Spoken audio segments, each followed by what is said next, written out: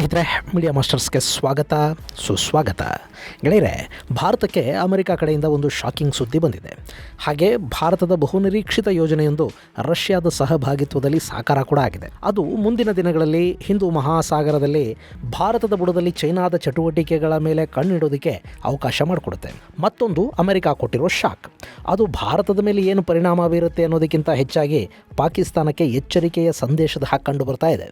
ನಾವು ಭಾರತವನ್ನೇ ಬಿಟ್ಟಿಲ್ಲ, ನೀವು ಎಚ್ಚರಿಕೆಯಿಂದ ಇರಿ, ಇಲ್ಲದೆ ಇದ್ರೆ ಪರಿಣಾಮಗಳು ನೆಟ್ಟಗಿರೋದಿಲ್ಲ ಅನ್ನೋ ಹಾಗೆ ಪಾಕಿಸ್ತಾನಕ್ಕೆ ಅಮೆರಿಕ ಒಂದು ಎಚ್ಚರಿಕೆಯನ್ನು ಕೊಡ್ತಾ ಇರೋ ಹಾಗೆ ಕಾಣ್ತಾ ಇದೆ. ಹಾಗಾದರೆ ಏನಿದು ಶುಭ ಸುದ್ದಿ, ಹಾಗೆ ಏನದು ದುರ್ವಾರ್ತೆ, ಬನ್ನಿ ನೋಡೋಣ.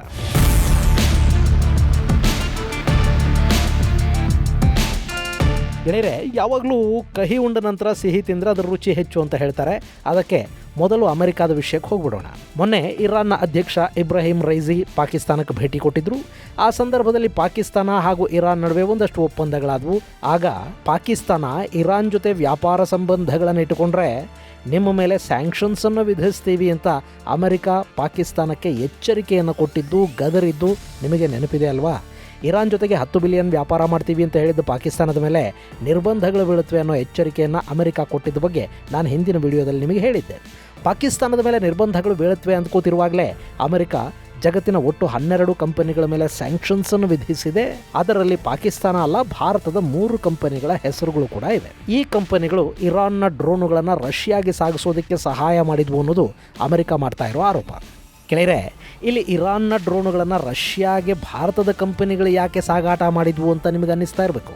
ರಷ್ಯಾ ಹಾಗೂ ಯುಕ್ರೇನ್ ಯುದ್ಧ ನಿಮಗೆ ನೆನಪಿದೆ ಅಲ್ವಾ? 2 ವರ್ಷ ಪೂರೈಸಿ ಅದೀಗ 3ನೇ ವರ್ಷಕ್ಕೆ ಕಾಲಿಟ್ಟಿದೆ. ಈ ಯುದ್ಧ ಆರಂಭವಾದ ದಿನಗಳಲ್ಲಿ ಯುಕ್ರೇನ್ಗೆ ಟರ್ಕಿ ಬೈರಕ್ತರ್ ಹೆಸರಿನ ಭಯಾನಕ ಡ್ರೋನುಗಳನ್ನು ಸರಬರಾಜು ಮಾಡಿತು. ಅವು ರಷ್ಯಾದ ಆಕಾಶದಲ್ಲಿ ಅಬ್ಬರ ಇಡೋದಕ್ಕೆ ಶುರು ಮಾಡಿದ್ವು. ಸ್ನೇಹಿತರೆ, ನಿಮಗೆ ಯುದ್ಧ ರಂಗದಲ್ಲಿ ಡ್ರೋನುಗಳು ಹೇಗೆ ಕೆಲಸ ಮಾಡುತ್ತವೆ ಅನ್ನೋದು ಗೊತ್ತಿದೆ. ಡ್ರೋನ್ ಅನ್ನೋದು ಕಡಿಮೆ ಬೆಲೆಯ ಆಯುಧ, ಆದರೆ ಅದರ ದಾಳಿಯ ಇಂಪ್ಯಾಕ್ಟ್ ದೊಡ್ಡದಾಗೇ ಇರುತ್ತೆ. ಅದರ ದಾಳಿನ ತಡಿಬೇಕು ಅಂದರೆ ಕೂಡ ಅಲ್ಲಿ ಮಿಸೈಲ್ಗಳನ್ನು ಬಳಸಬೇಕಾಗುತ್ತೆ. ಅಂದರೆ ಕಡಿಮೆ ಖರ್ಚಿನ ಈ ಡ್ರೋನ್ ಅನ್ನೋ ಆಯುಧ ದಾಳಿ ಮಾಡಿದ್ರೂ ನಷ್ಟ, ಅದರ ದಾಳಿಯನ್ನು ತಪ್ಪಿಸಿ ಅದನ್ನು ಹೊಡೆದು ಹಾಕಿದ್ರೂ ನಷ್ಟನೇ. ಹೀಗಾಗಿ ದಾಳಿಗೊಳಗಾಗೋ ದೇಶ ಡಬಲ್ ನಷ್ಟಕ್ಕೀಡಾಗಬೇಕಾಗಿ ಬರುತ್ತೆ. ಸೊ ಯಾವಾಗ ಇದು ರಷ್ಯಾಗೆ ಅರ್ಥವಾಯಿತೋ, ಪುತಿನ್ ತಮ್ಮ ಬತ್ತಳಿಕೆಗೆ ಕೂಡ ಡ್ರೋನುಗಳನ್ನು ತುಂಬಬೇಕು ಅಂತ ಅಂದ್ಕೊಂಡ್ರು. ಯುದ್ಧ ಶುರುವಾಗಿತ್ತು. ಇನ್ನು ಆ ಸಂದರ್ಭದಲ್ಲಿ ಡ್ರೋನುಗಳ ಮ್ಯಾನುಫ್ಯಾಕ್ಚರಿಂಗ್ ಸಾಧ್ಯ ಇಲ್ಲ ಆಗುತ್ತೆ. ಹೀಗಾಗಿ ಕಡಿಮೆ ಬೆಲೆಯ ಡ್ರೋನುಗಳಿಗಾಗಿ ಜಗತ್ತಿನ ಕಡೆಗೆ ನೋಡಿದ ರಷ್ಯಾಗೆ ಇರಾನ್ ಕಣ್ಣಿಗೆ ಬಿತ್ತು. ಅವ್ರ ಹತ್ರ ಶಾಹಿದ್ 136 ಹೆಸರಿನ ಡ್ರೋನುಗಳಿದ್ವು. ಅವು ಪುಟ್ಟ ಡ್ರೋನುಗಳು, ಕಡಿಮೆ ಬೆಲೆ, ಹೋಗಿ ಹೊಡೆದು ಹಾಕುತ್ತವೆ ಮತ್ತು ಅವು ಕೊನೆಯಾಗಿ ಹೋಗುತ್ತವೆ. ಅಂದರೆ ಕಾಮಿಕಾಜಿ ಡ್ರೋನುಗಳವು. ಸರಿ, ಅವುಗಳನ್ನು ರಷ್ಯಾ ಆಮದು ಮಾಡ್ಕೊಳ್ಳೋದಕ್ಕೆ ಶುರು ಮಾಡ್ತು. ಅವನ್ನು ಹೇಗೆ ತರಿಸ್ಕೊಳ್ಳೋದು? ಅದಕ್ಕೆ ಇರಾನಿನ ಸಹರಾ ಥಂಡರ್ ಅನ್ನೋ ಸಂಸ್ಥೆ ರಷ್ಯಾದ ಸಹಾಯಕ್ಕೆ ನಿಂತ್ಕೊಳ್ಳುತ್ತೆ.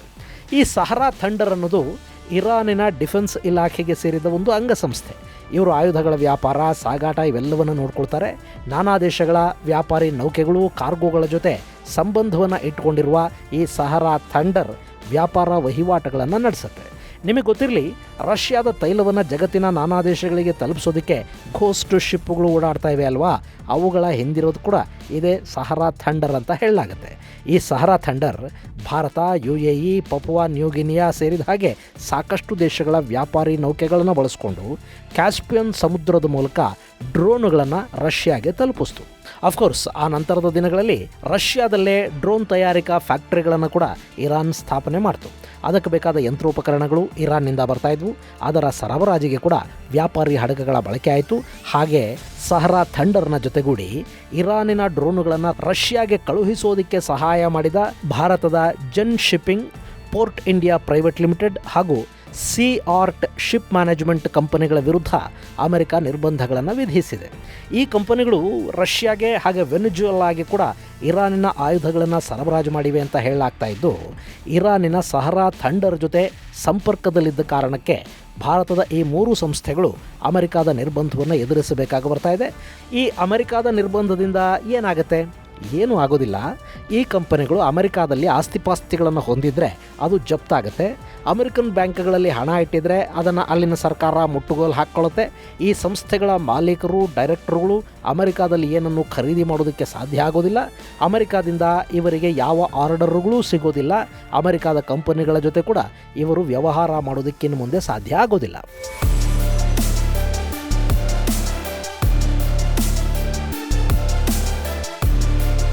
ಗೆಳೆಯರೆ, ಇರಾನ್ ಹಾಗೂ ರಷ್ಯಾ ಎರಡೂ ಕೂಡ ಅಮೆರಿಕಾದ ನಿರ್ಬಂಧಗಳನ್ನು ಎದುರಿಸ್ತಾ ಇರೋ ದೇಶಗಳು. ಅವುಗಳ ಜೊತೆ ಸಂಬಂಧ ಇಟ್ಕೊಳ್ಳುವಾಗಲೇ ಈ ಕಂಪನಿಗಳಿಗೆ ಮುಂದೆ ಅಮೆರಿಕಾದ ನಿರ್ಬಂಧವನ್ನು ಎದುರಿಸಬೇಕಾಗಿ ಬರಬಹುದು ಅನ್ನೋದು ಗೊತ್ತಿಲ್ಲದೆ ಇರೋದಿಲ್ಲ. ಹೀಗಾಗಿ ಅವರು ಅದಕ್ಕೆ ಪರ್ಯಾಯ ಮಾರ್ಗಗಳನ್ನು ಕೂಡ ಈಗಾಗಲೇ ಕಂಡುಕೊಂಡಿರ್ತಾರೆ. ಸೊ ಈ ಸ್ಯಾಂಕ್ಷನ್ ಆ ಕಂಪನಿಗಳ ಮೇಲೆ ಅಂಥ ಪರಿಣಾಮನ ಬೀರದೇ ಇರಬಹುದು. ಆದರೆ ಇದು ಪಾಕಿಸ್ತಾನಕ್ಕೆ ಮಾತ್ರ ಒಂದು ಸ್ಪಷ್ಟ ಎಚ್ಚರಿಕೆ.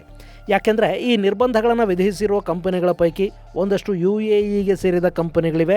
ಭಾರತ ಮತ್ತು UAE ಎರಡೂ ಕೂಡ ಅಮೆರಿಕಾದ ಮಿತ್ರ ದೇಶಗಳೇ.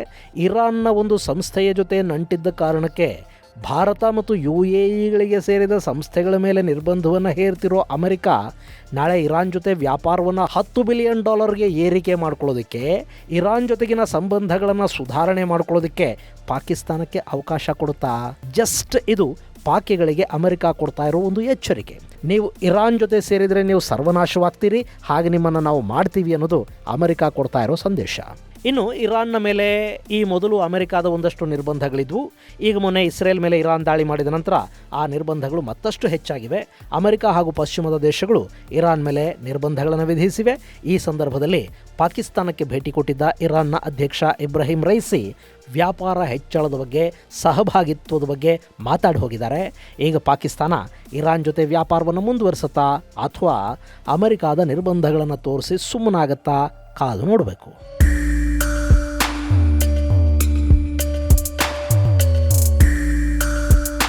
ಇನ್ನು ಹೀಗೆ ನಿರ್ಬಂಧದ ಸುದ್ದಿ ಬಂದು ಬೆನ್ನಲ್ಲೇ ಭಾರತಕ್ಕೊಂದು ಸಂತೋಷದ ಸುದ್ದಿ ಕೂಡ ಬಂದಿದೆ. ಅದೇನು ಅಂದರೆ, ನಮ್ಮ ಭೂಪಟದ ಕೆಳಭಾಗದಲ್ಲಿ ಹಿಂದೂ ಮಹಾಸಾಗರದಲ್ಲಿ ಶ್ರೀಲಂಕಾ ಇದೆ ಅಲ್ವಾ, ಅಲ್ಲಿನ ಹಂಬಂತೋಟದ ಏರ್ಪೋರ್ಟು 30 ವರ್ಷಗಳ ಕಾಲ ಭಾರತ ಮತ್ತು ರಷ್ಯಾದ ಸಂಸ್ಥೆಗಳಿಗೆ ಲೀಸಿಗೆ ಸಿಗ್ತಾ ಇದೆ. ಗೆಳೆಯರೆ, ನೀವು ಇಲ್ಲಿ ಮ್ಯಾಪಲ್ಲಿ ನೋಡ್ತಾ ಇದ್ದೀರಲ್ಲ, ಇದು ಹಂಬಂತೋಟ. ಇಲ್ಲಿ ಶ್ರೀಲಂಕಾ ಚೈನಾದಿಂದ ವಿಪರೀತ ಪ್ರಮಾಣದ ಬಡ್ಡಿಗೆ ಸಾಲ ತಗೊಂಡು ಒಂದು ಬಂದರನ್ನು, ಒಂದು ಏರ್ಪೋರ್ಟನ್ನು ನಿರ್ಮಾಣ ಮಾಡ್ತು. ಆದರೆ ಹಂಬಂತೋಟ ಬಂದರು ಮತ್ತು ಏರ್ಪೋರ್ಟು ಶ್ರೀಲಂಕಾ ಅಂದ್ಕೊಂಡ ಹಾಗೆ ರೆವಿನ್ಯೂ ಕೊಡಲಿಲ್ಲ. ಚೈನಾದ ಸಾಲ ಹೆಚ್ಚಾಗ್ತಾ ಹೋಯಿತು. ಅದನ್ನು ವಾಪಸ್ ಕೊಡೋ ಸ್ಥಿತಿಯಲ್ಲಿ ಶ್ರೀಲಂಕಾ ಇರಲಿಲ್ಲ. ಹೀಗಾಗಿ ಚೈನಾ ಆ ಬಂದರನ್ನು 99 ವರ್ಷ ಲೀಸಿಗೆ ತಗೊಳ್ತು. ಅಲ್ಲಿಗೆ ಹಂಬಂತೋಟ ಶ್ರೀಲಂಕಾದ ಕೈ ತಪ್ಪಿ ಚೀನಾದ ಕೈ ಸೇರಿ ಹಿಂದೂ ಮಹಾಸಾಗರದಲ್ಲಿ ಚೈನಾ ತನ್ನ ನೆಲೆಯೊಂದನ್ನು ಸ್ಥಾಪಿಸಿಕೊಳ್ಳೋದಕ್ಕೆ ಅದು ಅನುಕೂಲವನ್ನು ಮಾಡಿಕೊಡ್ತು. ಇಲ್ಲಿ ಚೈನಾಗೂ ಹಿಂದೂ ಮಹಾಸಾಗರಕ್ಕೂ ಯಾವ ಸಂಬಂಧನೂ ಇಲ್ಲ. ನೋಡಿ, ಇಲ್ಲಿದೆ ಚೈನಾ, ಇದು ಹಿಂದೂ ಮಹಾಸಾಗರ. ಆದರೆ ಈ ಮಾರ್ಗದಲ್ಲಿ ಚೈನಾದ ವ್ಯಾಪಾರಿ ಹಡಗುಗಳು, ತೈಲ ಹಡಗುಗಳು ಸಂಚರಿಸುತ್ತವೆ. ಹೀಗಾಗಿ ಈ ಸಮುದ್ರದ ಮೇಲೆ ಕೂಡ ತನ್ನೊಂದು ಹಿಡಿತಾ ಇರಬೇಕು ಅಂತ ಚೈನಾ ಭಾವಿಸುತ್ತೆ. ಇನ್ನು ಚೈನಾಗೆ ಈ ಭಾಗದಲ್ಲಿ ದೊಡ್ಡ ಥ್ರೆಟ್ ಅಂತ ಅನಿಸೋದು ಭಾರತ. ಹೀಗಾಗಿ ಭಾರತದ ಸುತ್ತ ತನ್ನ ನೌಕಾನೆಲೆಯನ್ನು ಹೆಚ್ಚು ಮಾಡ್ಕೋಬೇಕು ಅಂತ ಚೈನಾ ಬಯಸ್ತಾ ಇದೆ. ಇದೇ ಕಾರಣಕ್ಕೆ ಮ್ಯಾನ್ಮಾರಲ್ಲಿ, ಬಾಂಗ್ಲಾದೇಶಲ್ಲಿ, ಪಾಕಿಸ್ತಾನದಲ್ಲಿ, ಜಿಬೂಟಿಯಲ್ಲಿ ಹಾಗೆ ಆಫ್ರಿಕಾದ ನಾನಾ ದೇಶಗಳಲ್ಲಿ ಕೂಡ ಚೈನಾ ತನ್ನ ಬಂದರುಗಳನ್ನು ಸ್ಥಾಪನೆ ಮಾಡಿಕೊಂಡಿದೆ. ಅಂದರೆ ಅಲ್ಲಿ ಬಂದರು ನಿರ್ಮಾಣಕ್ಕೆ ಹಣ ಕೊಟ್ಟಿದೆ. ಕೆಲ ಬಂದರುಗಳ ನಿರ್ಮಾಣ ಮತ್ತು ನಿರ್ವಹಣೆಯನ್ನು ಕೂಡ ತಾನೇ ತನ್ನ ಕೈಯಲ್ಲಿ ಇಟ್ಟುಕೊಂಡಿದೆ. ಹಾಗೆ ಈ ಹಂಬಂತೋಟ ಬಂದರು ನಿರ್ಮಾಣಕ್ಕೆ ಕೂಡ ಚೈನಾ ವಿಪರೀತ ಪ್ರಮಾಣದಲ್ಲಿ ಸಾಲ ಕೊಡ್ತು. ಆ ಸಾಲನ ವಾಪಸ್ ಕೊಡೋದಕ್ಕೆ ಶ್ರೀಲಂಕಾಗೆ ಸಾಧ್ಯ ಆಗಲಿಲ್ಲ. ಹೀಗಾಗಿ ಶ್ರೀಲಂಕಾನ ಸಾಲದ ಸುಳಿಗೆ ಸಿಲುಕಿಸಿ ಸಂಪೂರ್ಣವಾಗಿ ಆ ಬಂದರನ್ನೇ ಚೈನಾ ಕಿತ್ಕೊಳ್ತು. ಇನ್ನು ಯಾವಾಗ ಅಲ್ಲಿ ಚೈನಾ ಬಂದು ಕೂತ್ಕೊಳ್ತೋ ಭಾರತಕ್ಕೆ ತಲೆನೋವು ಶುರುವಾಯಿತು. ಚೈನಾದ ಸಬ್ಮರೀನ್ಗಳು, ವಾರ್ಶಿಪ್ಪುಗಳು, ಸ್ಪೈಶಿಪ್ಪುಗಳು ಇವೆಲ್ಲ ಹಂಬಂತೋಟಾಗಿ ಬರೋದಕ್ಕೆ ಶುರುವಾದವು. ಅಲ್ಲಿ ಚೈನಾ ನೌಕಾನೆಲೆಯನ್ನು ಸಿದ್ಧಪಡಿಸ್ತಾ ಇದೆಯಾ ಅನ್ನೋ ಬಗ್ಗೆ ಭಾರತ ಯಾವಾಗಲೂ ಕಣ್ಣಿಟ್ಕೊಂಡೇ ಕೂತ್ಕೋಬೇಕಾಗಿ ಬಂತು. ಇದೇ ಸಂದರ್ಭದಲ್ಲಿ ಭಾರತ ಹಂಬಂತೋಟದಲ್ಲಿ ತನಗೆ ಕೂಡ ಒಂದು ನೆಲೆ ಇದ್ದರೆ ಚಂದ ಅಂದ್ಕೋತಿತ್ತು. ಆಗ ಅವರ ಕಣ್ಣಿಗೆ ಬಿದ್ದಿದ್ದು ಅಲ್ಲಿನ ಏರ್ಪೋರ್ಟ್. ಗೆಳೆಯರೆ, ಇದು ಒಂದು ಬೃಹತ್ ಏರ್ಪೋರ್ಟು. ಹಾಗೆ ಜಗತ್ತಿನ ನಿರ್ಜನ ಏರ್ಪೋರ್ಟ್ಗಳ ಪೈಕಿ ಇದು ಕೂಡ ಒಂದು. ಇಲ್ಲಿ ಸಿಬ್ಬಂದಿ ಬಿಟ್ಟರೆ ಬೇರೆ ಇನ್ಯಾವ ಆ್ಯಕ್ಟಿವಿಟಿಗಳು ಹೆಚ್ಚಾಗಿಲ್ಲ. ಇಲ್ಲಿಗೆ ಬರೋ ಪ್ರಯಾಣಿಕರು ಕಡಿಮೆನೇ.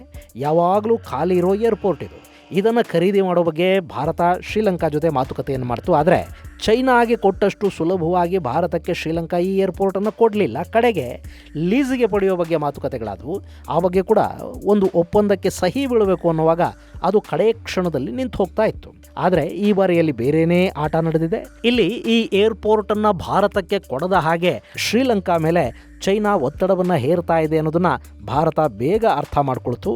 ಹೀಗಾಗಿ ಚೈನಾದ ಕಿವಿ ಹಿಂಡೋದಕ್ಕೆ ಅಲ್ಲಿ ರಷ್ಯಾನ ಬಳಸಿಕೊಳ್ಳುವ ಬುದ್ಧಿವಂತಿಕೆಯನ್ನು ಭಾರತ ಮಾಡ್ತು. ಭಾರತ ಮತ್ತು ರಷ್ಯಾಗಳು ಸೇರಿ ಈ ಏರ್ಪೋರ್ಟ್ನ ಲೀಸಿಗೆ ಪ್ರಯತ್ನಪಟ್ಟವು. ಅಲ್ಲಿ ಸಾಕಷ್ಟು ಅಪ್ಲಿಕೇಶನ್ಗಳಿದ್ದರೂ ಕೂಡ ಕಡೆಗೆ ಶ್ರೀಲಂಕಾದ ಪೋರ್ಟ್ ಅಥಾರಿಟಿ ಹಾಗೂ ಅಲ್ಲಿನ ಸರ್ಕಾರ ಈ ಏರ್ಪೋರ್ಟ್ ನಿರ್ವಹಣೆಯನ್ನು ಭಾರತ ಮತ್ತು ರಷ್ಯಾದ ಕಂಪನಿಗಳಿಗೆ ಕೊಡೋದಕ್ಕೆ ಅಂತಿಮ ನಿರ್ಧಾರವನ್ನು ಕೈಗೊಳ್ತು. ಈಗ ಭಾರತದ ಶೌರ್ಯ ಏರೋನಾಟಿಕ್ಸ್ ಹಾಗೂ ರಷ್ಯಾದ airports of regions management company ಜಂಟಿಯಾಗಿ ಈ ಏರ್ಪೋರ್ಟನ್ನು 30 ವರ್ಷಗಳ ಲೀಸ್ಗೆ ಪಡ್ಕೊಂಡಿವೆ. ಗೆಳೆಯರೆ, ಈ ಏರ್ಪೋರ್ಟ್ ನಿರ್ಮಾಣಕ್ಕಾಗಿ ಶ್ರೀಲಂಕಾ ಚೈನಾದಿಂದ ಸುಮಾರು $209 ಮಿಲಿಯನ್ ಸಾಲ ತಗೊಂಡಿತ್ತು. ಸುಮಾರು $190 ಮಿಲಿಯನ್ ಹಣವನ್ನು ವಿಪರೀತ ಬಡ್ಡಿ ದರಕ್ಕೆ ಎಕ್ಸಿಮ್ ಬ್ಯಾಂಕ್ನಿಂದ ತರಲಾಯಿತು. ಇನ್ನು ಶ್ರೀಲಂಕಾದ ರಾಜಪಕ್ಷಗಳ ಅವಧಿಯಲ್ಲಿ ಈ ಏರ್ಪೋರ್ಟ್ ನಿರ್ಮಾಣವಾಗಿತ್ತು. ಹಂಬನ್ತೋಟದಲ್ಲಿ ಪೋರ್ಟು ಹಾಗೂ ಏರ್ಪೋರ್ಟು ಅನ್ನೋ 2 ವಿಫಲ ಕನಸುಗಳ ಜನಕರು ಇದೇ ರಾಜಪಕ್ಷಗಳೇ ಆಗಿದ್ದರು. ಹೀಗಾಗಿ ಈ ಏರ್ಪೋರ್ಟ್ಗೆ ಮಿತ್ತಲ ರಾಜಪಕ್ಷ ಏರ್ಪೋರ್ಟ್ ಅನ್ನೋ ಹೆಸರನ್ನು ಇಡಲಾಯಿತು. ಇಲ್ಲಿ ಈ ಏರ್ಪೋರ್ಟ್ ಇದೆಯಲ್ಲ, ಇದು ಜಗತ್ತಿನ ಖಾಲಿ ಏರ್ಪೋರ್ಟ್ಗಳ ಪೈಕಿ ಒಂದು ಅನ್ನಿಸ್ಕೊಳ್ಳುತ್ತೆ. ಈ ಹಿಂದಿಲ್ಲಿ ಮೊದಲ ಫಾರಿನ್ ಏರ್ಲೈನ್ ಆಪರೇಟರ್ ಆಗಿ ಬಂದದ್ದು ಏರ್ ಅರೇಬಿಯಾ. ಆದರೆ 6 ವಾರಗಳಲ್ಲಿ ಅವರು ಇಲ್ಲಿಂದ ಓಡಿ ಹೋದರು. ಆನಂತರ ಫ್ಲೈ ದುಬೈ ಸಂಸ್ಥೆ 2018ರಲ್ಲಿ ಕಾರಣ ಕೂಡ ಕೊಡದೆ ಇಲ್ಲಿಂದ ತನ್ನ ಸರ್ವಿಸನ್ನು ಹಿಂದಕ್ಕೆ ಪಡ್ಕೊಳ್ತು. ಇಲ್ಲಿ ಸಮಸ್ಯೆ ಏನು ಅಂದರೆ, ಈ ಹಂಬನ್ತೋಟ ಏರ್ಪೋರ್ಟ್ ಇದೆಯಲ್ಲ, ಇದು ಶ್ರೀಲಂಕಾದ ಪಕ್ಷಿಗಳ ವಲಸೆಯ ಹಾದಿಯಲ್ಲಿ ನಿರ್ಮಾಣ ಆಗಿದೆ. ಹೀಗಾಗಿ ಇಲ್ಲಿ ವಿಮಾನಗಳಿಗೆ ಪಕ್ಷಿಗಳ ಸಮಸ್ಯೆ ದೊಡ್ಡ ಮಟ್ಟದಲ್ಲಿರುತ್ತೆ. ಇನ್ನು ಒಮ್ಮೆಯಂತೂ ಇಲ್ಲಿನ ರನ್ವೇಗಳಲ್ಲಿ ಜಿಂಕೆ, ಕಾಡೆಮ್ಮೆ, ಆನೆಗಳನ್ನು ಓಡಿಸೋದಕ್ಕೆ ಶ್ರೀಲಂಕಾ ಸೇನೆಯನ್ನೇ ಇಲ್ಲಿ ನಿಯೋಜನೆ ಮಾಡಬೇಕಾಗಿ ಬಂದಿತ್ತು. ಅಂಥ ಏರ್ಪೋರ್ಟ್ ಇದು. ಹಾಗೆ ಇಲ್ಲಿ ಜನ ಕೂಡ ಬರೋದಿಲ್ಲ. ಇಂಥ ಏರ್ಪೋರ್ಟನ್ನು ಭಾರತ ಹಾಗೂ ರಷ್ಯಾಗಳು ಈಗ ಜಂಟಿಯಾಗಿ ನಿರ್ವಹಣೆ ಮಾಡಲಿವೆ. ಗೆಳೆಯರೆ, ಇದು ಭಾರತಕ್ಕೆ ಲಾಭದಾಯಕ ಯೋಜನೆ ಅಲ್ಲ ಮತ್ತು ಲಾಭಕ್ಕಾಗಿ ಈ ಪೋರ್ಟನ್ನು ಭಾರತ ತೆಗೆದುಕೊಳ್ತಲೂ ಇಲ್ಲ. ಹಂಬನ್ತೋಟ ಬಂದರ್ ಇದೆಯಲ್ಲ, ಇದನ್ನು ಕೂಡ ಚೈನಾ ಲಾಭದಾಯಕ ಅನ್ನೋ ಕಾರಣಕ್ಕೇನು ತಗೊಂಡಿಲ್ಲ. ಹಿಂದೂ ಮಹಾಸಾಗರದಲ್ಲಿ ತನ್ನ ಅಸ್ತಿತ್ವವನ್ನು ಸ್ಥಾಪನೆ ಮಾಡೋದಕ್ಕಾಗಿ ಅಷ್ಟೇ ಚೈನಾ ಹಂಬನ್ತೋಟ ಬಂದರನ್ನು ತಗೊಂಡಿತ್ತು. ಇನ್ನು ಭಾರತ ಕೂಡ ಚೈನಾದ ಚಲನವಲನಗಳ ಮೇಲೆ ಕಣ್ಣಿಡೋದಕ್ಕೆ ಹಂಬನ್ತೋಟ ಏರ್ಪೋರ್ಟನ್ನು ಬಳಸ್ಕೊಳ್ಳೋದಕ್ಕೆ ಹೋಗ್ತಾ ಇದೆ.